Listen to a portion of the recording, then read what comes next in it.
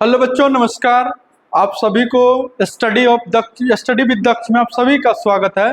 आज से हम लोग चालू कर रहे हैं मॉडर्न फिजिक्स। मॉडर्न फिजिक्स में आपको जो 12th क्लास में है वो बहुत इंपॉर्टेंट टॉपिक होते हैं। इनमें कम से कम 15 से 20 मार्क्स के पूछते हैं, जो आपको एकदम इजी होता है और बहुत ही इम्पोर्टेंट है और बहुत ही इजी होता है। फिजिक्स टॉपिक जो मॉडर्न फिजिक्स है उसमें हम लोग पहला चैप्टर जो पढ़ेंगे वो पढ़ेंगे chapter double nature of radiation and matter. आज जो चर्चा करने वाले हैं वह चैप्टर का नाम है double nature of radiation and matter के बारे में हमारी चर्चा होगी। आखिर हम लोग समझेंगे कि डबल नेचर मतलब दो नेचर कैसे होता है। तो डबल नेचर लाइट जो होता है वह शो करता है डबल नेचर। लाइट जो होता है वह डबल नेचर शो करता है। यह पहले नहीं जानकारी था, लेकिन मॉडर्न फिजिक्स आने के बाद हम लोग को पता चला कि जो लाइट पार्टिकल्स है या वेव है इसको पूरा डिफाइन नहीं हो पा रहा था, जिससे हम लोग को बड़ी कठिनाइयाँ हो रहा था। साइंटिस्ट का कहना था कि कोई कह रहा था कि यह पार्टिकल्स है, कोई कह रहा था कि यह वेव है। इसीलिए हम लोगों को डबल नेचर एक चैप्टर ही मॉडर्न फिजिक्स में पढ़ा। तो लाइट शो डबल नेचर, हमारा जो लाइट है वह शो कर रहा है डबल नेचर। यह एक शो करता है पार्टिकल्स नेचर और एक शो करता है वेव नेचर। कहने का मतलब कि डबल नेचर जो है लाइट वह दो प्रकार के शो करता है। वह क्या है? पार्टिकल नेचर, एक है वेव नेचर।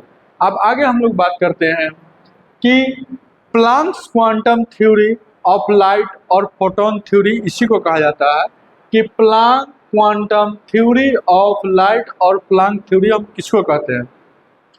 तो प्लैंक्स का कहना था, according to Planck's quantum theory light is made of packet of energy. मतलब कि लाइट जो होता है, लाइट को ही हम लोग फोटोन कहते हैं। लाइट जो होता है वह एक पैकेट होता है, किसका? एनर्जी का। जो लाइट बनता है माने कि वह क्या है? एक प्रकार का पैकेट है, किसका? एनर्जी का। And they are known as photon, और इसे हम लोग फोटोन कहते हैं। एक बात समझिए कि जो पैकेट ऑफ एनर्जी है लाइट का, जो बनता है, लाइट जो बनता है पैकेट ऑफ एनर्जी से एक प्रकार के, उसी को हम लोग क्या कहते हैं? फोटोन कहते हैं। तो फोटोन किसको कहते हैं? तो packet of energy are called light या आर कॉल्ड क्या चीज? फोटोन कहते हैं। फोटोन जो होता है always move with speed of light, मतलब फोटोन का स्पीड जो होता है वह लाइट के स्पीड के बराबर होता है। तो हम लोग जानते हैं कि लाइट का स्पीड होता है वह 3 × 10⁸ मीटर पर सेकेंड होता है। लाइट का स्पीड कितना होता है? 3 × 10⁸ मीटर पर सेकेंड। लाइट को चलने के लिए किसी मीडियम की जरूरत नहीं होता है। लाइट जो होता है एयर और वैक्यूम दोनों में लाइट का स्पीड कितना होता है? 3 × 10⁸ मीटर पर सेकेंड होता है। आगे हम लोग चर्चा कर रहे हैं कि light of speed is denoted by small c. Small c से हम लोग स्पीड ऑफ लाइट को डिनोटेड करते हैं। सी इक्वल टू हम लोग लिख सकते हैं 3 × 10⁸ मीटर पर सेकेंड।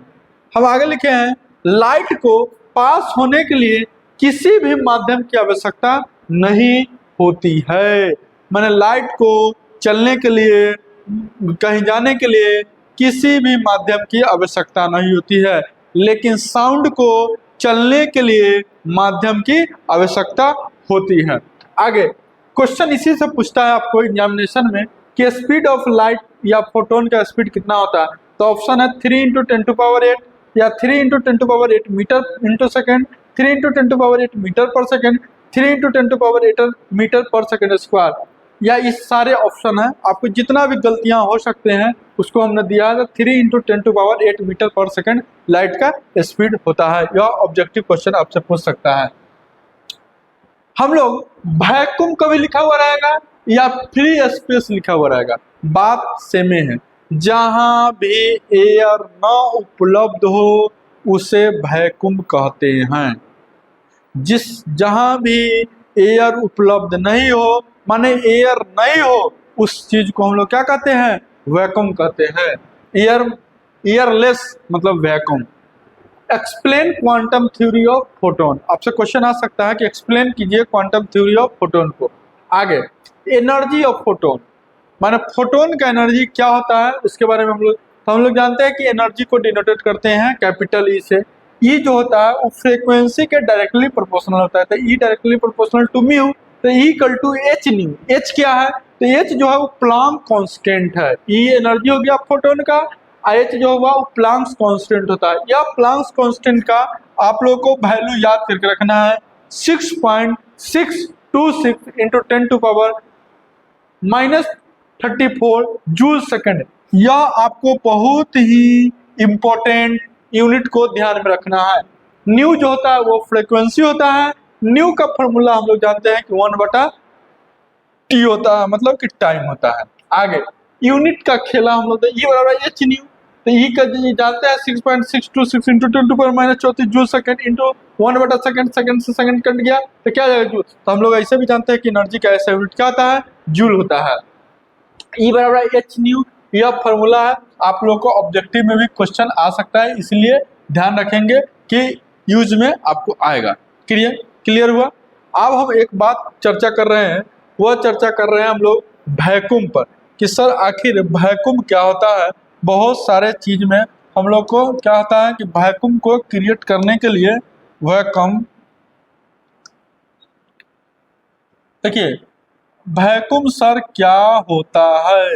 वैक्यूम पहला क्वेश्चन समझिए, हम वैक्यूम उसको कहते हैं जहां एयर नहीं हो, मतलब कि हिंदी में इसको निर्वात कहते हैं।